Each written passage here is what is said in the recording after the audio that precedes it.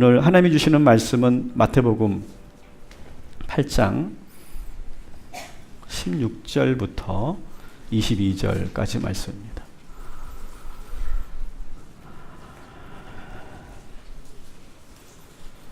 지난주 우리는 예수님의 치유 사역에 대해서 우리가 함께 했었죠. 기억나시죠? 333 그 구조도 기억나시고, 그리고 우리가 그때 예수님의 치유 사역에 대해서만 우리가 배우지 말고 실제로 우리가 성령의 역사 가운데 치유 사역을 우리가 함께 했었습니다. 그러면서 그때 제가 여러분들에게 말씀을 드렸죠. 두 가지만 있으면 된다. 뭐죠? 믿음과 사랑. 하나님께 우리가 그 아픈 영혼을 위해서 믿음으로 기도하면 반드시 나을 것이라고 하는 믿음과 그 영혼에 대한 그 뜨거운 사랑, 이 두 개만 있으면 하나님께서 역사하실 것이다. 그리고 많은 분들이 저는 치유의 경험을 저는 하셨을 거라고 생각합니다. 그런데 저에게 조금 난처한 일이 일어났어요. 뭐냐면 모든 사역을 마치고 제가 약간 탈진의 증상이 좀 나타났어요. 여러분 좀 이상하지 않아요? 치유 사역을 했고 성령의 역사가 있었는데 힘이 더 나야 되는데 저는 오히려 월요일날 특별 새벽 기도회를 마치고 나서 컨디션이 갑자기 뚝 급격하게 떨어졌어요. 이게 아픈 것도 아픈 거지만 참 난감하더라고요. 이게 성도들한테 별로 은혜가 되지 않잖아요. 치유 사역을 했어 내가. 근데 내가 아파. 이게 말이 안 되잖아요. 그래서 성도들한테 이게 들키지 않으려고 막 애썼는데 이미 알아보시는 분들은 대번에 아시더라고요. 제 이렇게 이마에 나 아픔 이렇게 써 있었나 봐요. 근데 저는 이 한 주간 이 저의 그 탈진에 대해서 이 아픔에 대해서 묵상을 하는 시간을 갖게 됐어요. 그래서 왜 하나님 제가 치유 사역을 했고 예배 안에서 분명히 성령께서 역사하시는 걸 제가 분명히 경험했는데 왜 저는 이렇게 약해졌습니까? 왜 제가 이렇게 엘리야처럼 이렇게 로된 나무에 쓰러졌습니까? 아무리 기도해도 답이 나오지 않더라고요. 그래서 그냥 답을 내가 듣지 못하고 그냥 주일 말씀을 준비해야 되니까 말씀을 다 오늘 본문을 폈는데 기가 막히게 오늘 8장 17절에 놀라운 대답을 해주시는 거예요. 그러니까 말씀으로 저에게 답을 주시더라고요. 같이 한번 읽어볼게요. 시작. 이는 선지자 이사야를 통하여 하신 말씀에 우리의 연약한 것을 친히 담당하시고 병을 짊어지셨도다 함을 이루려 하심이더라. 아멘. 자, 여기서 나오는 이사야를 통하여 이렇게 되어 있는데 이것은 이사야 53장 4절부터 5절에 있는 말씀. 아니, 이사야 53장의 전체에 있는 고난받는 어린 양에 대한 그런 말씀이죠. 한번 우리 잘 알고 있는 말씀 읽어볼게요. 그는 실로 우리의 질고를 지고 우리의 슬픔을 당하였거늘 우리는 생각하기를 그는 징벌을 받아 하나님께 맞으며 고난을 당한다 하였노라. 그가 찔림은 우리의 허물 때문이요 그가 상함은 우리의 죄악 때문이라. 그가 징계를 받음으로 우리는 평화를 누리고 그가 채찍에 맞음으로 우리는 나음을 받았도다. 아멘. 여러분 우리가 생각할 때 예수님께서 치유 사역을 하실 때 워낙 능력이 많으신 분이니까 아주 쉽게 그 병들을 고치셨다고 생각해요. 그런데 오늘 이 구절을 여러분 다시 보시면 8장 17절을 보시면 어떻게 됩니까? 우리의 연약한 것을 친히 담당하시고 우리의 병을 짊어지셨다라고 하는 표현이 있어요. 다시 말하면 예수님께서 한 사람 한 사람을 치유하실 때 온 힘을 다 쏟으신 거예요. 그래서 그 에너지가 다 소진될 때까지 그렇게 치유하시고 안수하시고 고치셨던 거예요. 어떤 그 치유 집회 같은 데 보면 쭉 줄 세워놓고 툭툭툭툭 다음 툭툭툭 이렇게 하는 그런 치유 사역을 여러분 보신 적이 있을 거예요. 그렇게 하지 않았다는 거예요. 전심을 다해 그 한 영혼의 그 모든 그 아픔과 고통을 짊어지는 마음으로 그렇게 한 사람 한 사람을 고치셨다는 거예요. 제가 한동안 하나님께 저에게 그 탈죄를 주신 이유를 제가 알았어요. 하나님이 우리를 치유하실 때 얼마나 혼신을 다해 치유하셨는지를 저에게 보여주시기 위해서 저에게 그런 연약함을 주신 거라는 걸 제가 깨달았어요. 예수님은요, 전심으로, 이 치유를 위해서 전심으로 사역하셨던 분이에요. 예수님은 지금 너무 힘들어요, 지금. 왜냐하면 그렇게 세 사람을 고치고 나서 끝난 게 아니라 16절을 같이 읽어볼게요. 시작. 저물매 사람들이 귀신 들린 자를 많이 데리고 예수께 오거늘 예수께서 말씀으로 귀신을 쫓아내시고 병든 자들을 다 고치시니. 아멘. 행렬이 끊이지 않는 거예요. 뭐 나병 환자, 백부장의 하인, 베드로의 장모를 고치셨다는 소식을 듣고 사람들이 몰려들기 시작하는 거예요. 근데 여러분, 이제 우리가 알았잖아요. 한 사람 한 사람을 기도하는 것이 진이 빠지는 것이라는 것을 알았잖아요. 그렇기 때문에 아마 이제 느낌을 아실 거예요. 야, 이렇게 많은 사람이 지금 예수님에게 병 고침을 받으려고, 더구나 귀신 들린 사람들은요, 생각해 보세요. 몇 배가 더 힘들지 않았겠어요? 막 발광하는 사람을 꽉 붙잡고 막 온 힘으로 기도해야 되지 않겠어요? 제가 한 주간 좀 아파 보니까 이 16절에 있는 말씀이 막 겁이 나더라고요. 막 몰려드는 그 사람들을 보면서. 그런데 여러분, 예수님은요, 한 사람도 다 그냥 돌려보내지 않고 16절에 뭐라고 했어요? 다 고치시리라고 돼 있어요. 한 사람도 그냥 돌려보내지 않고 전심으로 기도해 주시는 거예요.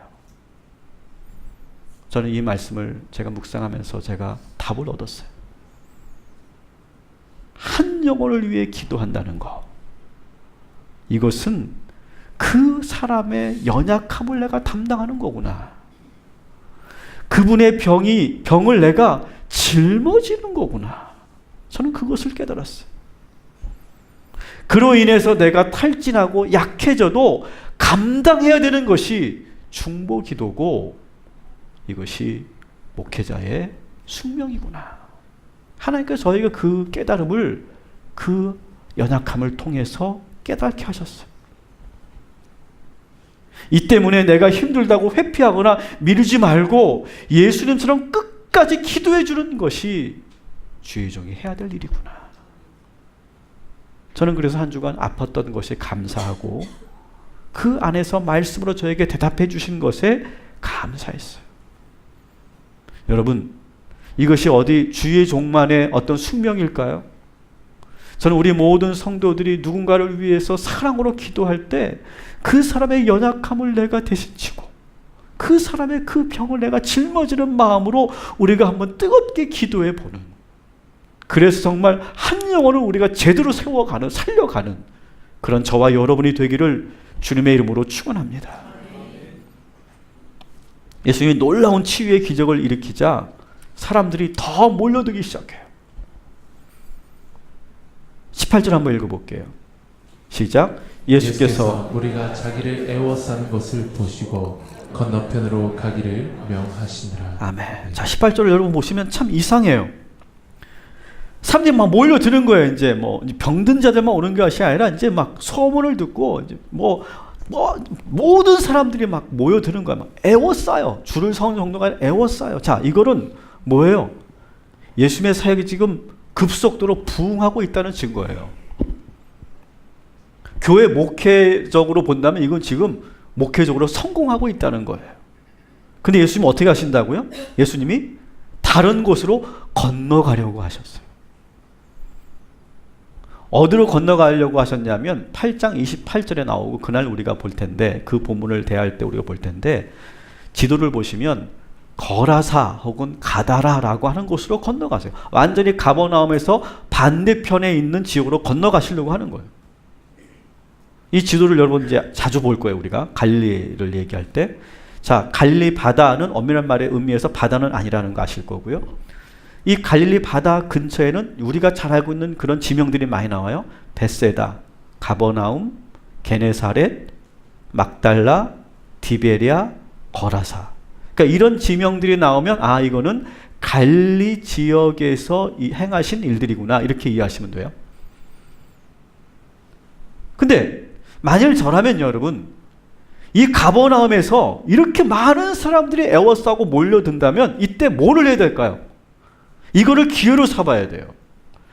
그래서 더 머물면서 확고하게 기반을 다지고 더 많은 제자들을 세우고 더 많은 성도들을 만드는 데 집중해야 돼요.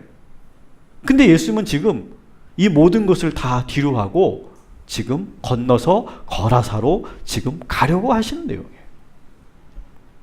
근데 그때 한 서기관이 예수님을 붙잡고 놀라운 고백을 합니다.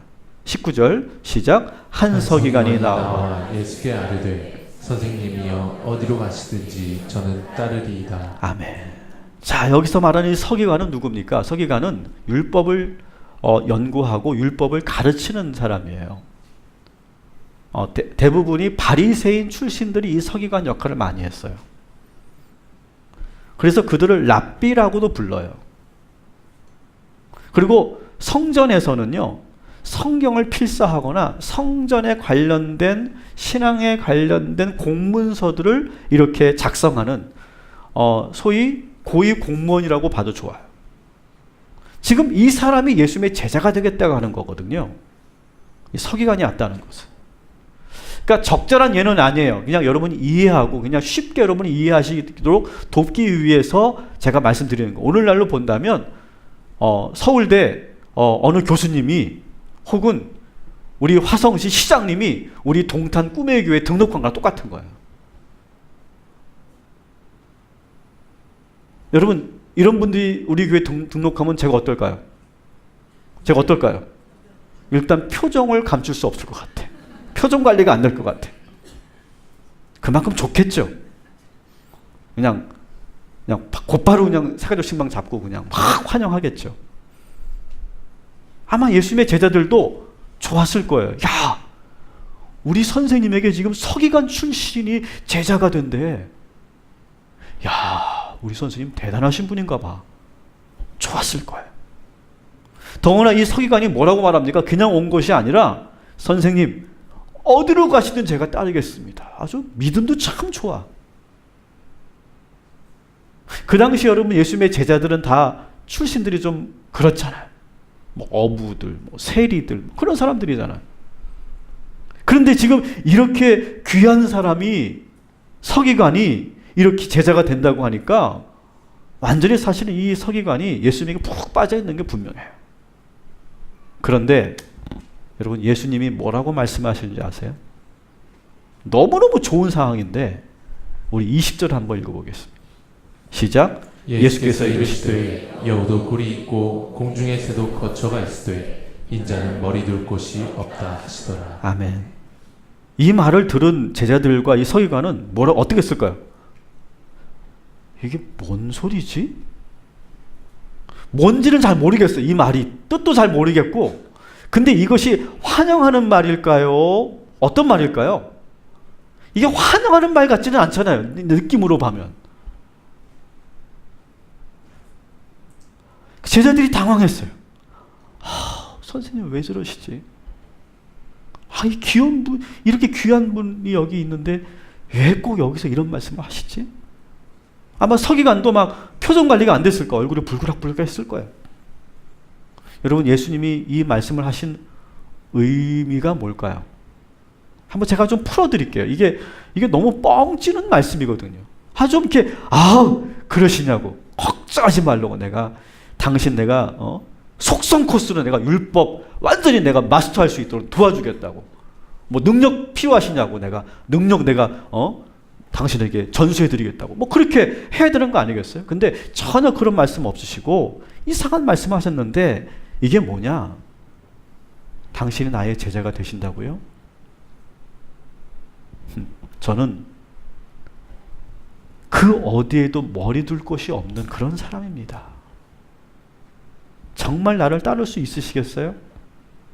당신을 지금까지 가르쳤던 선생님들은 좋은 집에서 앉아서 안정되게 그렇게 배웠는지 모르지만 저는 막 떠돌아다니게 될 겁니다. 먹을 것도 없고 잘 것도 없고 어느 때는 길에서 노숙을 해야 될지도 모릅니다. 더구나 나한테 배운다고 해서 사람들이 인정하지도 않을 겁니다. 이런 말을 하는 거예요, 지금. 여러분, 서기관이 이 예수님의 말씀을 듣고 어떻게 했을까요? 따랐을까요? 떠났을까요? 따랐을까요? 떠났을까요? 안 나와요, 여기서. 떠났는지 안 떠났는지 열린 결론으로 나와 있어요. 근데 일단 서기관이라면, 제가 서기관이라면 불쾌했을 거예요. 일단 환영을 해줘야 되잖아요. 그죠? 잘하셨다. 좋은 선택하셨다고. 근데 그런 것이 아니라 뻥치는 말씀을 해 놓으시고 있으니까 아마 상당히 불쾌했을 거고 당황했을 거예요. 더구나 지금 잔뜩 겁을 주고 있는 말씀을 하시지 않습니까? 또 한 사람이 예수님에게 찾아옵니다. 이 사람은 이미 예수님의 제자예요. 제자. 8장 21절 읽어볼게요. 시작. 제자 중에 또 한 사람이 이르되 주여 내가 먼저 가서 내 아버지를 장사하게 허락하옵소서. 아멘. 여러분, 이미 이 사람은 예수님의 제자예요. 12제자 중에 한 사람일지 70인 제자 중에 한 사람일지 정확히 알 수 없어요. 근데 여러분, 이 제자가 한 말이 틀린 말일까요?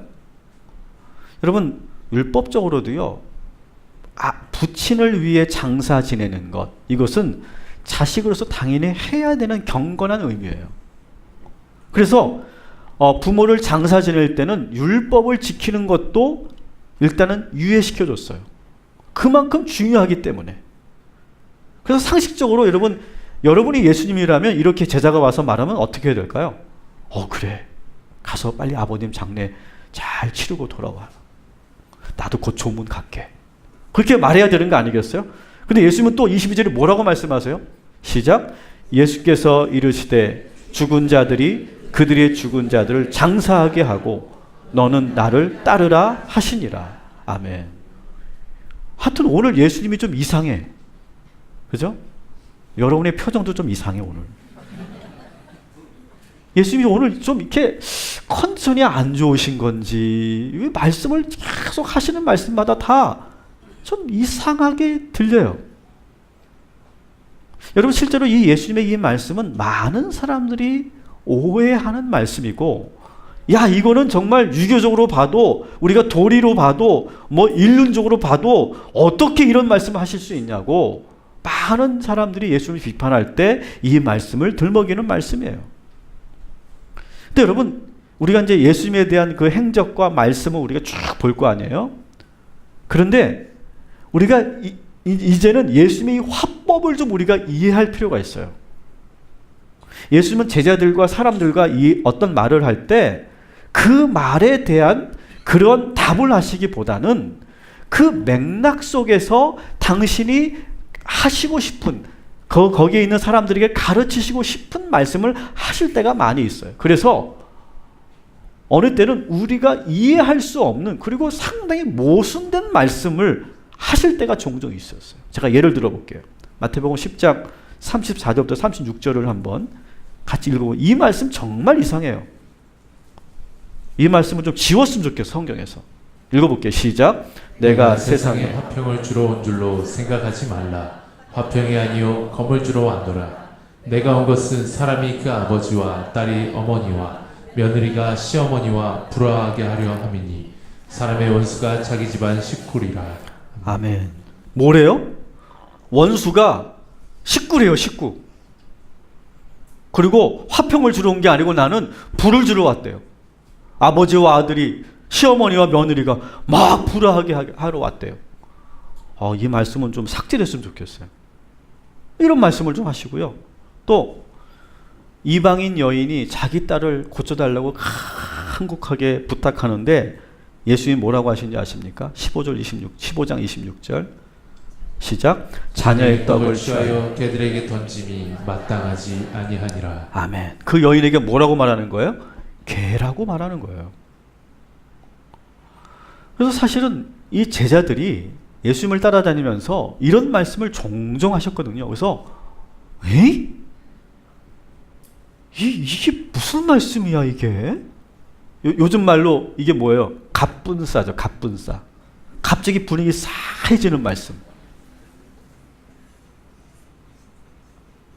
근데 여러분, 이 파격적인 에? 하고서 놀라게 하는 이 말씀 속에 담겨있는 예수님의 깊은 의미를 우리가 봐야 돼요. 오늘 이 말씀은 야, 너 오늘 선택해. 네 아버지야 나야. 선택해. 선택하라고. 너 가면 너 배신이야. 그런 말씀이 아니라는 거예요. 이 제자의 말을 통해서 그 자리에 있었던 제자들에게 이 말씀하시는 거예요. 앞으로 나의 제자가 되려면 너에게 참 많은 일들이 일어날 거야. 지금처럼 무엇을 우선에 둬야 할지 고민되는 일들이 참 많이 있을 거야. 그때보다 너는 어떻게 할 거야? 제자가 되어서 나를 따른다는 것, 그것은 우선순위를 분명히 둬야 하는 일이야. 지금부터 결단하지 않으면 나의 제자가 될 수 없어. 이 말씀을 지금 하시기 위해서 그 제자의 말에 연결하신 거예요. 자, 좋아요.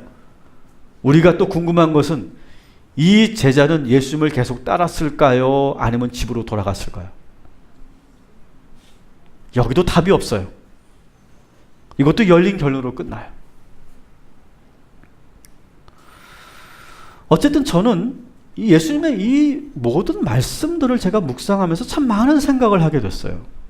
여러분 지금 보세요. 이 정말 그 귀한 산상수훈의 그 말씀들, 여러분 얼마나 정말 귀한 말씀입니까? 그 놀라운 말씀들을 쫙 하시고, 그리고 많은 사람들이 병을 고치셨어요. 그래서 실제로 많은 사람이 모였단 말이죠. 그러면 이 사람들을 잘 관리하고 단속해도 선차를 판에 예수님은 어떻게 해요? 그 무리들을 뒤로 하고 떠나시겠다고 해요. 서기관에게는 잔뜩 겁을 주는 그런 말씀을 하셔서 고민하게 하고요. 이 제자도 몹시 마음이 어렵게 만드는 그런 말씀을 하고 계세요. 여러분 기억하시죠? 부자 청년도 예수님을 따르겠다고 하니까, 부자잖아요, 부자 청년도 예수님을 따르겠다고 하니까 뭐라고 합니까? 그래? 그러면 너의 재산을 다 팔아서 가난한 사람에게 다 주고 나를 따라. 안 그래도 되잖아. 그냥 한 달에 한 100만 원씩 후원해. 이렇게 하고 나를 따라라고 해도 되잖아요.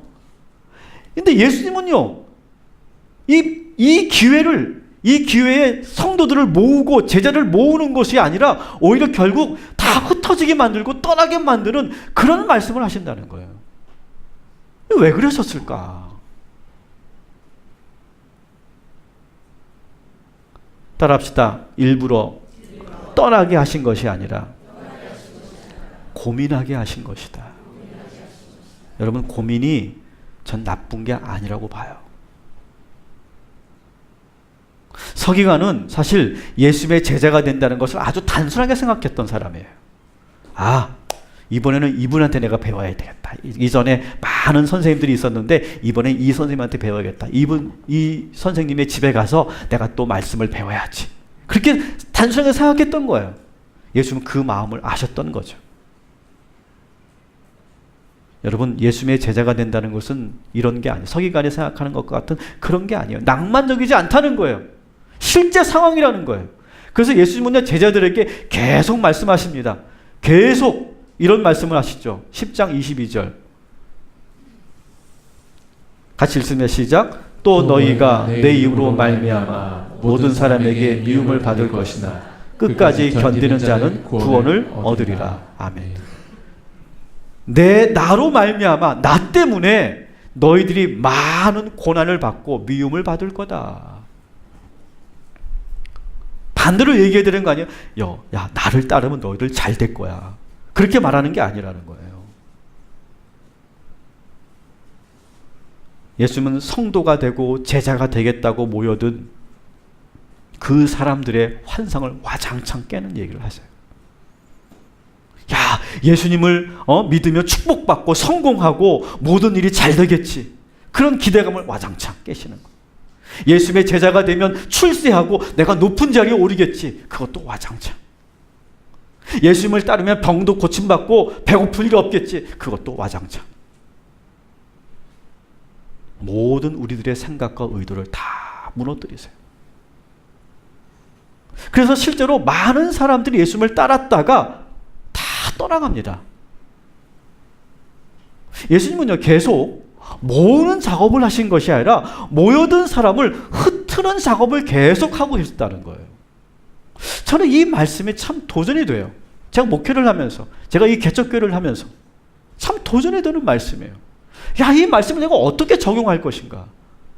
더 많이, 가능하면 더 많은 성도들이 오고 더 많은 등록자들이 오고 더 좋은 성인과 같은 사람들이 더 오면 그게 참 좋은 거라고 생각하는데 예수님은 지금 정반대로 하시고 계시거든요. 이걸 내가 어떻게 적용해야 될까? 근데 저는 도전을 받으면서도 저에게 참 힘이 되는 말씀이었어요. 저는 이 말씀이 여러분들에게도 도전이 되기도 하고 또 힘이 되는 말씀이 되기를 주님의 이름으로 축원합니다. 자, 그 이유를 제가 말씀드릴게요. 저는 오늘 이 말씀을 묵상하기 전부터 제가 가졌던 생각은 우리 성도들에게 나는 좀 진실하자. 그래서 내가 잘할 수 있는 것은 잘한다고 말하고 내가 못하는 것은 못한다고 말하자. 내가 모르는 것은 모른다고 말하자. 좀 그렇게 나는 좀 솔직하고 진실한 그런 목사가 되자. 좀 그런 생각을 했어요. 어느 날 교회로 한 분이 전화가 왔어요. 이분이 전화를 제가 받자마자 다짜고짜 목사님, 그 교회는 센가요? 네? 세다니 무슨 말씀이신지. 기도가 센가요? 축사사역 하나요? 치유사역 매일 하나요? 좀 너무 이렇게 단도직입적으로 물어보시니까 좀 당황되더라고요. 네, 저희도 기도를 많이 합니다. 그리고 하나님의 믿음으로 우리가 기도하면 모든 병이든 고칠 수 있다고 믿습니다. 아니 그거 말고요. 치유사역 하시냐고요. 성령사역 하시냐고요. 아, 성도님, 저희는 어떤 축사사역, 치유사역, 성령사역 그것을 막 그렇게 매일매일 그렇게 하는 그런 목회는 제가 하고 있지 않습니다. 그리고 저는 개인적으로 목사로서 그런 사역들이 좋은 점도 있지만 위험한 부분이 있다는 것을 알고 있기 때문에 저는 그렇게까지 저희들이 하고 있지 않습니다. 이렇게 말씀드렸더니 상당히 실망스러워 하더라고요. 아니, 목사님 설교를 내가 들어보니까 그 설교는 되게 능력이 있던데 근데 그걸 안 하신다고요? 네, 안 합니다. 이상하다는 듯이 보통 목사님들이 내가 이렇게 얘기하면은 무조건 와보라고 하시는데 성도님이 지금 다니시는 그 교회 제가 알아요. 그런데 우리 동탄에서 제일 센 교회예요. 이 교회 말고 다른 교회가 없어요. 동탄에. 그 교회 다니시면서 열심히 기도 생활 하시면 병이 나으실 거예요. 제가 이렇게 말씀드렸어요. 또 어느 날 전화가 왔어요. 목사님, 사도신경 해요? 사도신경? 아니, 우리 교회는 사도신경을 안 해요. 예배 때. 이거 이단 아닌가요? 저 목사님 교회 사도신경 하면 저 그 교회로 가려고요. 그래서 제가 있는 그대로 말씀드렸죠. 저희는 새벽 예배와 일부 주일 예배 때 사도신경을 합니다. 근데 저희도 2부 예배 때는 사도신경을 하지 않습니다. 사도신경이 우리 그리스도인들에게 아주 귀한 신앙 고백인 것은 분명합니다. 그러나 예배에 꼭 사도신경이 들어가지 않으면 이단이다, 이렇게 말하는 것은 저는 좀 어폐가 있다고 생각합니다. 그리고 제가 그분의 교회도 알아요. 집사님이 다니시는 그 교회 아주 건강한 교단이고 좋은 목사님이십니다. 그 목사님을 믿고 신뢰하시면서 신앙생활 잘 하시면 좋겠습니다. 이분도 이상하네. 보통 내가 이렇게 얘기하면 일단 우리 교회 오라고 하시던데 아닙니다. 문제가 있는 교회라면 이단 교회를 다니신다면 저는 분명히 집사님을 거기서 탈출시켰을 겁니다. 그러나 지금 다니시는 교회가 너무 좋은 교회니까 거기서 신앙생활 잘 하시면 좋겠습니다. 제가 이렇게 말씀드렸어요. 오늘 9시 45분에 오전 제가 제일 아주 바쁘고 긴장된 일부 예배를 드리기 한 5분 전인데 전화가 계속 울리는데 지금 아무도 안 받길래 시간은 가는데 어떤 전화를 그래도 혹시 뭐 우리 교회를 찾는 교회일지 전화일지 모르니까 전화를 받았어요. 네, 동탄 꿈의 교회입니다. 그랬어요. 거기 김학중 목사님 교회 맞죠? 그러는 거예요. 아, 지금 너무 바쁜데 지금 예배 들어가려고 하다가 전화 받은 건데. 아닙니다. 여기는 동탄 꿈의 교회고요. 그랬더니 듣지도 않아요. 김학중 목사님 교회 아니에요? 네, 아닙니다. 그랬어. 그럼 거기 주소 좀 알려주세요. 네? 주소가 기억이 안 나요. 뭐 나온 지 오래됐으니까. 아, 그러면 안산에 한양대학교 앞에 교회가 있어요. 아, 그래요? 고마워요. 전화번호도 좀 알려주세요. 전화번호 기억이 안 나. 뭐더라 하다가 네. 407에 구하나입니다. 기억이 나더라고요. 그때 비로소 그 성도님이 당신이 결례를 범했고 그리고 너무 죄송하다라고 하는 마음이 들었나 봐요. 목사님이세요? 네. 너무너무 감사하고 죄송합니다. 그리고 끊으시더라고요. 제가 이 말씀을 드리는 이유는 저는 우리 교회가 할 수 있는 것은 한다고 말씀드리고 못하는 것은 못한다고 말씀드리고 싶어요. 진실하고 싶어요. 저는 여러분들에게 이렇게 말씀드릴 수 있을 것 같아요. 우리 교회에 오시면 모두가 축복받습니다. 땅값도 오르고 집값도 오르고 성공도 하고 출세도 하고 승진도 하고 합격도 하고 애도 잘 낳고 그런 교회입니다. 저는 그렇게 말씀드리지 못할 것 같아요. 그러나 저는 이거 하나만큼은 여러분들에게 말씀드릴 수 있을 것 같아요. 제 목회의 핵심이고 방향이기 때문에 우리 모든 성도들이 예수님을 내 마음에 모시고 예수님을 늘 의식하고 예수 이름 부르며 살 수 있도록 제가 도와드릴 수 있습니다. 우리 교회는 그런 교회가 될 겁니다. 24시간 예수님을 바라보고 예수 중심으로 사는 교회. 그리고 계속해서 우리 성도들이 그러한 의식 속에 머물도록 잊지 않도록 계속 일깨워드리는 목회. 저는 그건 하겠습니다. 그러나 막 죽은 사람이 살아나고 걷지 못한 사람이 걸어다니고 뛰어다니고 막 성령 받아가지고 막 입신하고 막 거기서 막 축복 받아가지고 막 그냥 땅값이 막 몇 배로 오르고 막 갑자기 승진하고 막 저는 그런 건 제가 보장드릴 수 없어요. 그러나 우리 동탄 꿈의 교회에서 여러분들이 예수님을 인격적으로 만나고 예수의 능력으로 살 수 있도록 제가 도와드릴게요.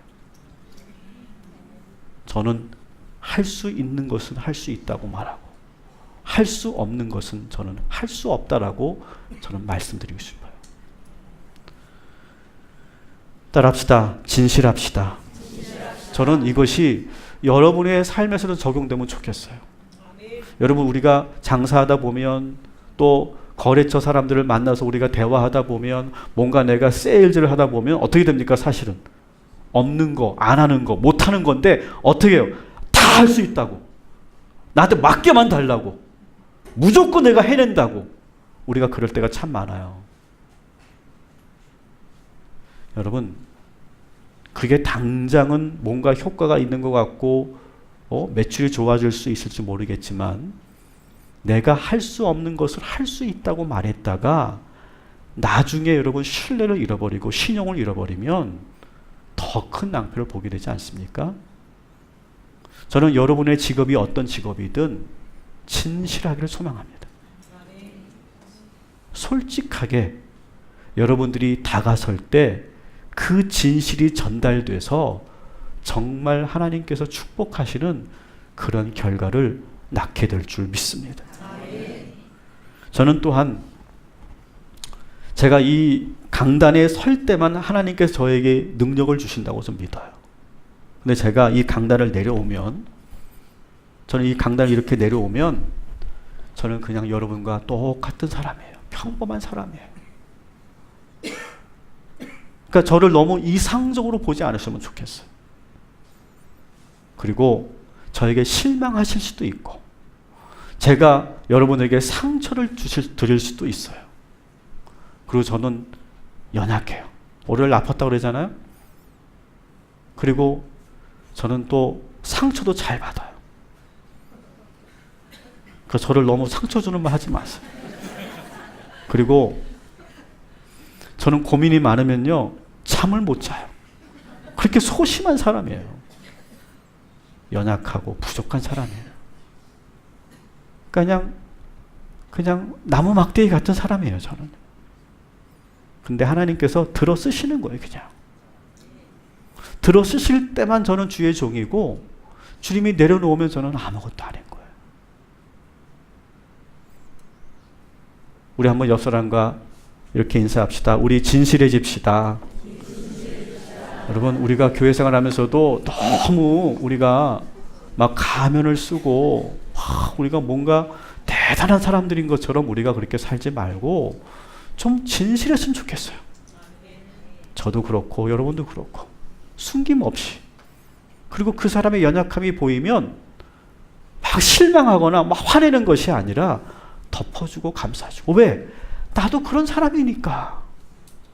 저는 그게 되더라고요. 어릴 때는 제가 그게 안 됐는데 그게 되더라고요. 어떤 사람이 그런 좀 이해 안 되는 말을 하거나 행동을 하면 저 어릴 때는 그게 막 용서가 안 되고 막 화가 나고 막 그랬는데요. 이해가 되더라고요. 왜? 내가 그러니까. 나도 별반 다르지 않으니까. 신문에 나오는 그 사람들하고 나하고 그렇게 다르지 않아요, 여러분. 여러분, 저는 한 주간 여러분들에게 예수님처럼 진실하기를 저는 권면합니다. 예수님은 지금 진실하게 그 서기관들에게, 그 제자에게, 그 많은 그런 당신을 따르고 있는 무리들에게 말씀하시는 거예요. 너희들이 내 제자가 된다고? 다시 한번 생각해. 다시 한번. 이거 쉬운 일 절대 아니야. 우리 신학생들에게 필독서가 하나 있는데 이런 제목이에요. 자네 그 길을 진짜 가려는가? 저는 이 제목만 봐도 섬찟하더라고요. 우리 목회자들이 꼭 읽어야 될 그런 책이거든. 야, 너 예수 믿으면 축복받고 우리 교회 나면 잘 되고 너 목사 되면 막 하나님께서 놀라게 막 쓰시고 막 그렇게 막 그렇게 막 그렇게 막 하는 그런 게 아니라 다시 한번 생각해 보세요. 고민해 보세요. 기도해 보세요. 이게 쉬운 일이 아닙니다. 믿음 생활하는 거, 신앙 생활하는 거 이거 쉽지 않습니다. 여러분, 제가 안 해서 그렇지 정말 여러분들을 정말 제대로 예수 믿는 그런 매뉴얼로 여러분들 끌어들이면 어떨 것 같으세요? 여기서 반토막 날지도 몰라요. 진짜요. 제가 그것을 부드럽게 순화시키고 긴 그런 여정으로 보고 있어 그렇지 정말 제대로 예수 믿는 훈련을 우리가 한다면요, 여기서 정말 제대로 믿음 지키고 살아갈 수 있는 사람 많이 없을 거예요. 그러면서 예수님은 그렇게 물으시는 거예요. 그래도 너희들이 날 따르겠느냐? 질문을 던지는 거예요. 저는 오늘 이 두 서기관과 이 제자가 이 예수님의 말씀을 듣고 고민했다고 나와 있어요. 그런데 떠났는지 남았는지가 안 나와요.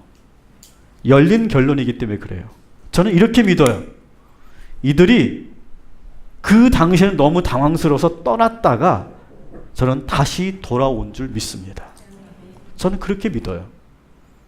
저는 다시 돌아왔다고 봐요. 왜? 그래야 이 말씀의 의미가 있거든요. 그냥 떠났다? 나쁜 놈들 그걸로 끝나는 게 아니라는 거예요. 예수님은 막 고민하면서 떠나가는 그 뒷모습의 그 제자들을 보면서 이런 생각을 하지 않았을 거예요. 내가 너무 심했나? 그렇게 하지 않으셨을 거예요. 오히려 예수님은 그 뒷모습을 보면서 그렇게 기도했을까? 아버지, 저들이 충분히 고민하게 하여 주옵소서. 그리고 저들이 아버지께 기도할 때 저들의 생각과 마음을 지켜주시고, 저들이 지금은 고민하지만, 지금은 저들이 연약하지만 결국 아버지께로 돌아오게 하시고 나의 참 제자가 되게 하여 주소서. 저는 그렇게 기도했을 거라고 좀 믿어요. 예수님이 그 뒷모습을 보면서 저놈 나쁜 놈들 저거 탈락, 그렇게 하지 않았을 거란 말이죠. 말씀을 정리합니다. 여러분, 인위적으로 뭔가를 막 하려고 하지 맙시다.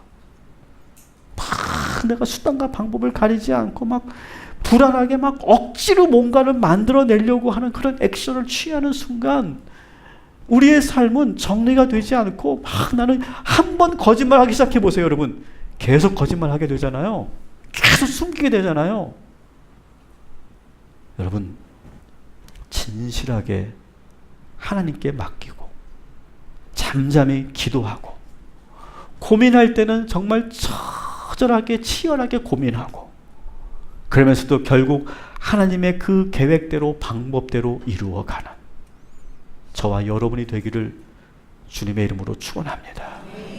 그러면 저는 그것이 이 세상에서도 저는 경쟁력으로 더 통한다고 믿습니다. 진실이 능력이고 정직이 실력인 줄 믿습니다.